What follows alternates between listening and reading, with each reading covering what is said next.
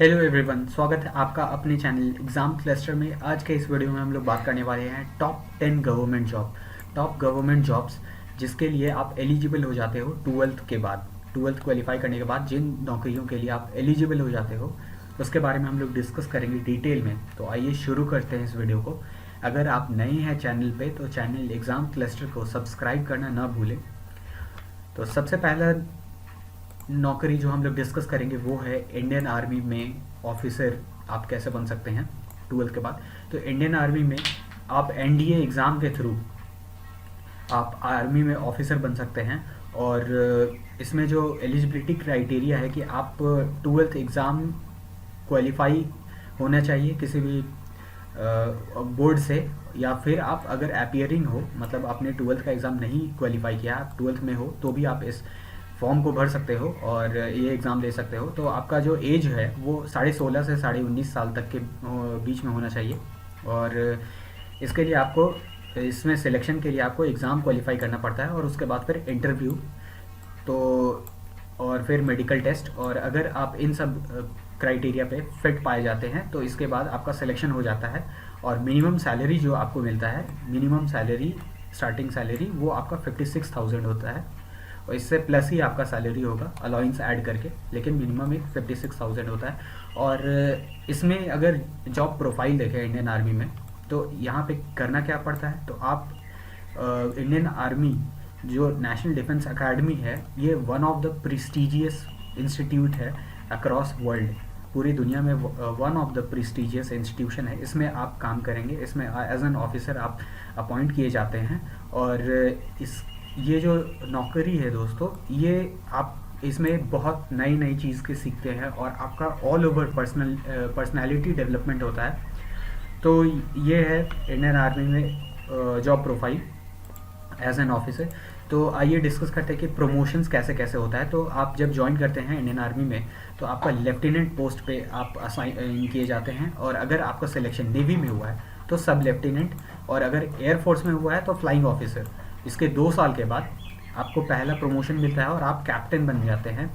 इसके 6 साल के बाद आपको मेजर बनाया जाता है। और इसके 13 साल के बाद, यहाँ पे देखिए 13 साल के बाद, 13 साल के पीरियड के बाद आप लेफ्टिनेंट कर्नल बन जाते हैं आर्मी में। ये काफ़ी ऊंचा पोस्ट होता है। और 26 साल के बाद, 26 साल जब आप आर्मी में बिता लेते हैं तो आपको कर्नल बना दिया जाता है आर्मी का। और अगर आपने आपका सिलेक्शन होता है तो इसके बाद आपका जो प्रमोशन होता है ब्रिगेडियर में होता है, और मेजर जनरल, और फिर लेफ्टिनेंट जनरल, और फिर सबसे ऊंचा पोस्ट जनरल। तो ये है कि किस तरह से प्रमोशंस होता है इंडियन आर्मी में। आइए बात करते हैं अब टेक्निकल एंट्री। जब आप, ये भी एनडीए के जैसा ही सेम है, बस इसमें आपको जब आपका सिलेक्शन होता है तो आपको इंजीनियरिंग करवाया जाता है। और आपका जो काम होता है इसमें टेक्निकल फील्ड से जुड़ा होता है। आपका पोस्ट वही होता है, सैलरी और अलाउंस और सब कुछ वही, बस आपका काम यहाँ पे टेक्निकल जॉब होता है। और यहाँ पे आपका जो काम होता है वो थोड़ा लेस रिस्क होता है, क्योंकि एलिजिबिलिटी क्राइटेरिया अगर चेक किया जाए यहाँ पे तो ट्वेल्थ क्वालिफाइड आप होने चाहिए और 70% एग्रीगेट मार्क्स होना चाहिए फिजिक्स केमिस्ट्री मैथ्स में आपका ट्वेल्थ में। और एज जो है वही 16.5 से 19.5 साल तक। और इसके बाद फिर आपका मेडिकल लिया जाता है। यहाँ पे एंट्रेंस एग्ज़ाम नहीं होता है। अगर आपका 70% मार्क्स है, इसके बाद आप अगर फॉर्म भरते हैं तो आपका मेरिट लिस्ट निकाला जाता है। मेरिट लिस्ट में जिनका नाम होता है उसके बाद एसएसबी कॉल होता है उनका, और इस तरह से इनका सिलेक्शन है। सैलरी वही 56,000 होता है। तो यहाँ पे मिनिमम 56,000 स्टार्टिंग सैलरी से लेकर आपका 1,77,000 तक स्टार्टिंग सैलरी हो सकता है। प्रमोशंस का बात करें तो यहाँ पे जैसा इंडियन आर्मी में एनडीए में आपने देखा अभी, उसी तरह से यहाँ पे भी प्रमोशन का क्राइटेरिया होता है कि आप लेफ्टिनेंट जैसा ज्वाइन करते हैं। आइए आगे बढ़ते हैं और इसके बारे में डिस्कस करते हैं। ये है हमारा तीसरा, जो आप ट्वेल्थ के बाद क्वालिफाई हो जाते हैं और इसके लिए आप फॉर्म भर सकते हैं। तो ये है SCRA, special class railway apprentice. इसके बारे में बताने से पहले मैं ये एक बात क्लियर कर देना चाहता हूँ कि ये 2015 के बाद डिसकंटिन्यू हो गया था एग्ज़ाम। हो गया है एग्ज़ाम, और अभी इस ईयर के लिए 2020 के लिए भी कोई नोटिस नहीं निकाला गया है। इन फ्यूचर में भी निकाला जाए, लेकिन अभी तक कोई नोटिस नहीं है। तो यहाँ पे ये एक बहुत बढ़िया नौकरी होता है SCRA। इसके थ्रू अगर आप इसमें आपका इसमें सिलेक्शन हो जाता है तो आपको एक बहुत बढ़िया नौकरी दिया जाता है। आपका वर्क प्रोफाइल बहुत अच्छा होता है। आप क्लास A ऑफिसर होते हो, मतलब कि आप इक्विवेलेंट टू IAS बोल सकते हैं। ये सेंट्रल गवर्नमेंट का होता है, एज जहाँ पे देख रहे हैं कि ये रेलवे का है तो सेंट्रल गवर्नमेंट का। और प्रमोशन का इसमें कि आप एक बार जब ज्वाइन कर लेते हैं तो इसके बाद आप प्रमोट होके काफ़ी ऊपर तक रेलवे बोर्ड में जा सकते हैं। सैलरी भी बहुत बढ़िया होता है इसमें, 5400 का ग्रेड पे सैलरी इसमें है। और इन हैंड सैलरी इसमें तो खैर बहुत बढ़िया होता है। और जो एज का क्राइटेरिया होता है, एलिजिबिलिटी क्राइटेरिया, वो 17 से 21 का होना चाहिए आपका एज। एग्ज़ाम जो एंट्रेंस एग्ज़ाम होता है वो UPSC कंडक्ट करवाते हैं। तो इसमें आपको जब आप क्वालिफाई कर जाते हैं तो 600 मार्क्स का शायद एग्ज़ाम होता है, और इसमें एक बार क्वालिफाई करने के बाद आपका मेडिकल होता है और इसके बाद फिर इंटरव्यू। इन सब में क्वालिफाई करने के बाद आपको 4 साल का इंजीनियरिंग का डिग्री करवाया जाता है, मैकेनिकल इंजीनियरिंग करवाया जाता है आपसे, और इसके बाद फिर आपको रिक्रूट कर लिया जाता है।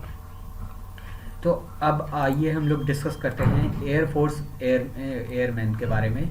एयरफोर्स एयरमैन का एलिजिबिलिटी क्राइटेरिया होता है एग्ज़ाम बाय एयरफोर्स। तो यहाँ पे एयरफोर्स एक एग्ज़ाम लेता है और इसमें क्वालिफाई करने के बाद आपका फिज़िकल स्टैंडर्ड्स चेक किया जाता है। अगर आप फिज़िकली फ़िट होते हो तो आपको वाई ट्रेड और एक्स ट्रेड में किसी एक में चूज़ किया जाता है अकॉर्डिंग टू योर मार्क्स। जो आपका एग्ज़ाम हुआ था उसके मार्क्स के अकॉर्डिंग आपका सिलेक्शन होता है एक्स या फिर वाई ट्रेड में। अगर आपका सिलेक्शन एक्स ट्रेड में हुआ है तो आपको 33,000 प्लस सैलरी दिया जाता है। ये एक बेसिक सैलरी है, और आपका अलाउंसेस जब ऐड किए जाएंगे तो इससे ऊपर ही जाएगा सैलरी। और अगर आपका वाई ट्रेड में हुआ है तो आपका सैलरी 27,000 प्लस अलाउंसेस जो मिलेंगे। तो यहाँ पे अगर प्रमोशंस का हम लोग देखें तो आपका जो ट्रेनिंग के बाद आपका अपॉइंट किया जाता है, आपको अपॉइंटमेंट दिया जाता है, तो वो रैंक पोस्ट पे होता है, आपका रैंक मिलता है। और उसके बाद फिर यहाँ पे आप 5 साल में आपका प्रमोशन होता है और फिर आप कॉर्पोरल बन जाते हो। और इसके 12 साल बाद, ज्वाइनिंग के 12 साल बाद आपका प्रमोशन होता है और आप सार्जेंट बन जाते हैं एयरफोर्स में, जो कि काफ़ी ऊंचा पोस्ट है। और 18 से 19 साल जब आपका कंप्लीट होता है तो उसके बाद आप यहाँ पे 20 साल के बाद आप वॉलंटियर ले सकते हैं, रिटायरमेंट ले सकते हैं एयरफोर्स से। और अगर आप कंटिन्यू करना चाहते हैं तो आपका प्रमोशन होता है और आपको नॉन कमीशन ऑफिसर बना दिया जाता है।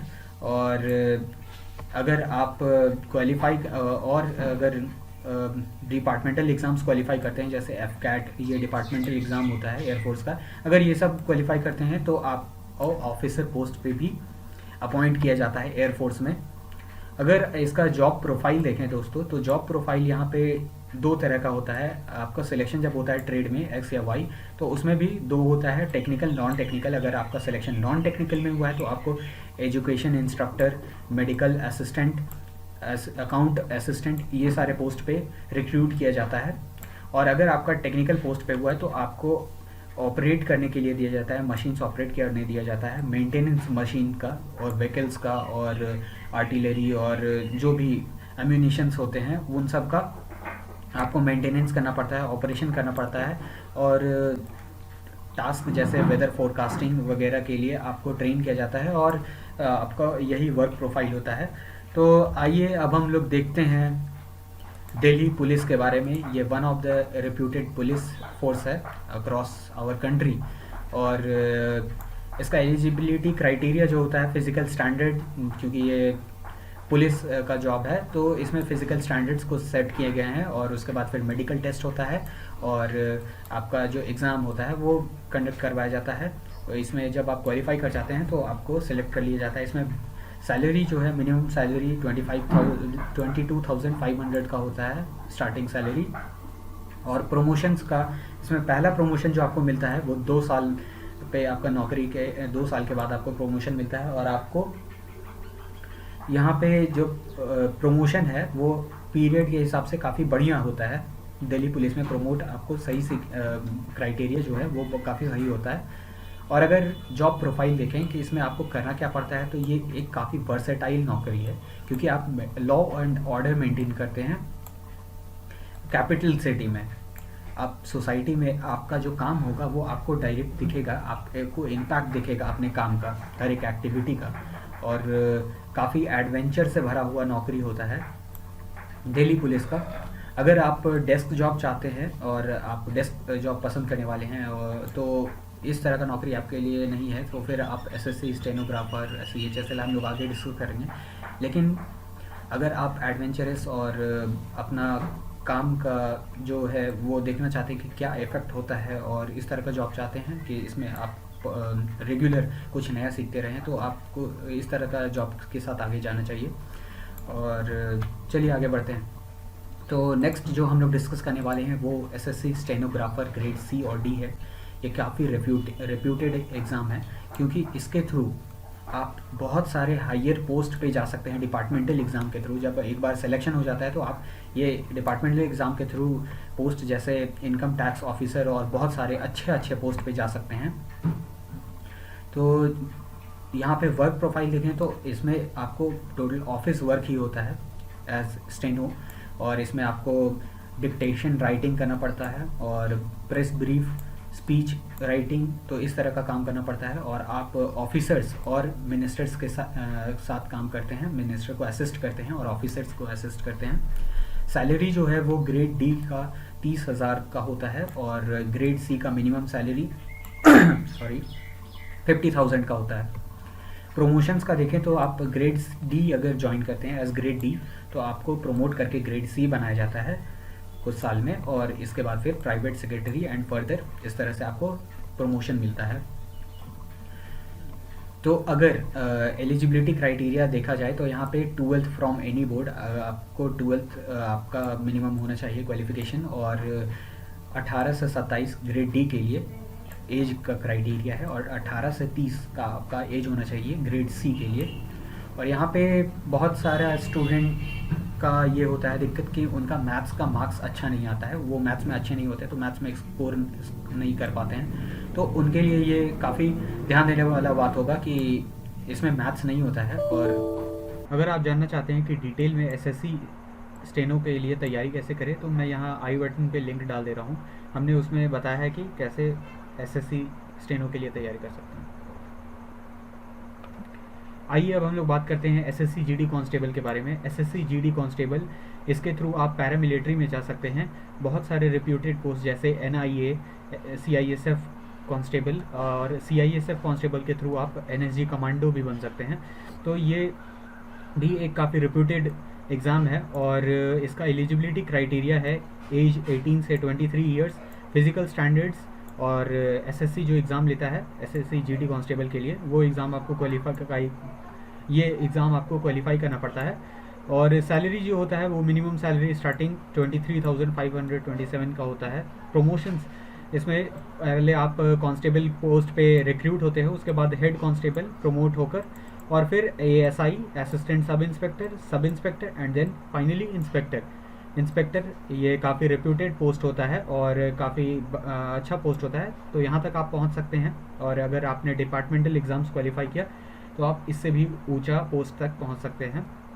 अगर बात करें जॉब प्रोफाइल का, तो काफ़ी बढ़िया जॉब प्रोफाइल है इसका। आप देश के लिए सर्व करते हैं, और अकॉर्डिंग टू योर पोस्ट जिसमें आपका सिलेक्शन हुआ है, वो आप किस पोस्ट पे सिलेक्ट होते हो, जैसे BSF, जैसे CISF, NIA, CRPF, Assam rifles, बहुत सारे पोस्ट के लिए यहाँ से सिलेक्शन होता है। तो किस पोस्ट पे सिलेक्ट होते हो उसके अकॉर्डिंग आपका वर्क लाइफ डिसाइड होता है। तो ये रहा एसएससी जीडी कांस्टेबल के बारे में। आइए अब हम लोग बात करते हैं स्टेट पुलिस के बारे में। स्टेट पुलिस ये भी एक काफ़ी वर्सेटाइल नौकरी होता है। इसके थ्रू आप सोसाइटी में अपना योगदान दे सकते हैं, और आप जो काम करेंगे सोसाइटी पे उस पर क्या असर है उसका वो आपको डायरेक्ट दिखता है। और इसमें मेन जो आप सोसाइटी को देते हैं वो ये कि आपका योगदान होता है लॉ एंड ऑर्डर को मेंटेन करने में सोसाइटी का। तो इसके प्रमोशंस के बारे में बात करते हैं, तो आप कांस्टेबल पोस्ट पे असाइन किए जाते हैं, अपॉइंट होते हैं सबसे पहले, और उसके बाद फिर head constable and then ASI, sub inspector and then inspector, जो कि काफ़ी रेप्यूटेड पोस्ट है हमारे सोसाइटी में, पुलिस इंस्पेक्टर। और अगर आपने डिपार्टमेंटल एग्ज़ाम्स क्वालिफाई किया या फिर आपका जो परफॉर्मेंस रहा ओवरऑल अगर बहुत अच्छा रहा तो आप आगे भी जा सकते हैं। अब आइए हम लोग सैलरी के बारे में बात करते हैं। तो ये डिपेंड करता है कि आपका स्टेट में, आपके स्टेट में कितना सैलरी दिया जाता है पुलिस कांस्टेबल को, तो वो होगा आपका मिनिमम, वो होगा आपका स्टार्टिंग सैलरी। आइए अब हम लोग देखते हैं एलिजिबिलिटी क्राइटेरिया के बारे में।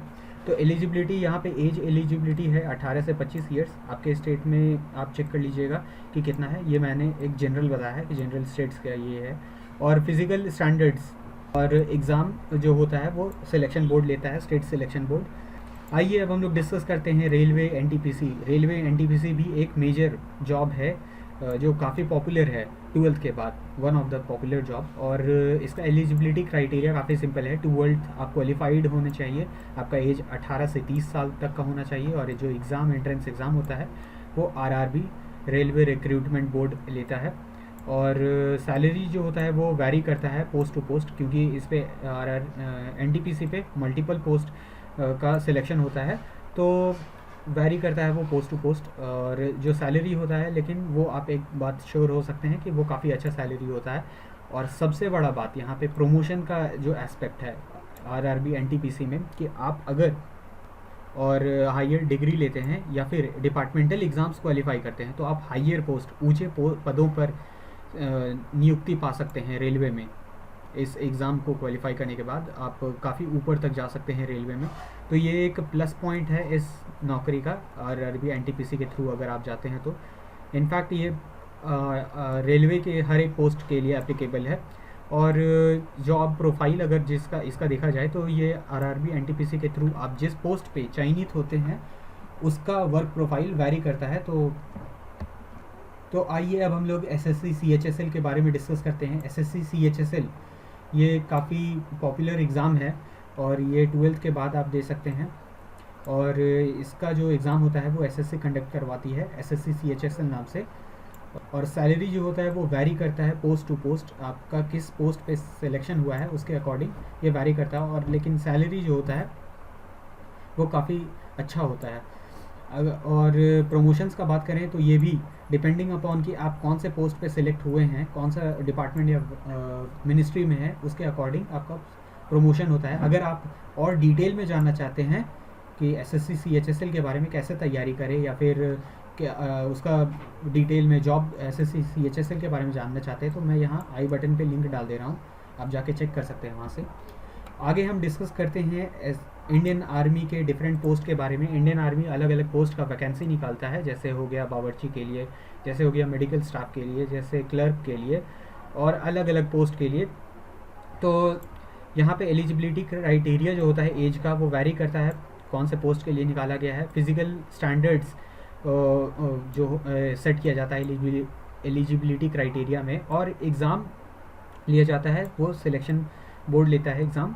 और सैलरी जो होता है वो अकॉर्डिंग टू द पोस्ट, आपका कौन सा पोस्ट पे सिलेक्शन हुआ है तो उस पर डिपेंड करता है कि आपका सैलरी क्या होगा। जॉब प्रोफाइल ये है इसका कि आप इंडियन आर्मी में सर्व करेंगे इंडियन आर्मी के लिए, और जो वर्क प्रोफाइल होगा आपको फाइनली क्या करना पड़ेगा वहाँ पे वो डिपेंड करता है कि आपका किस पोस्ट पे सिलेक्शन हुआ है। तो ये था दोस्तों अलग अलग जॉब प्रोफाइल जो मेजर जॉब आफ्टर 12th होता है सरकारी नौकरी, इसके बारे में हमने डिस्कस किया।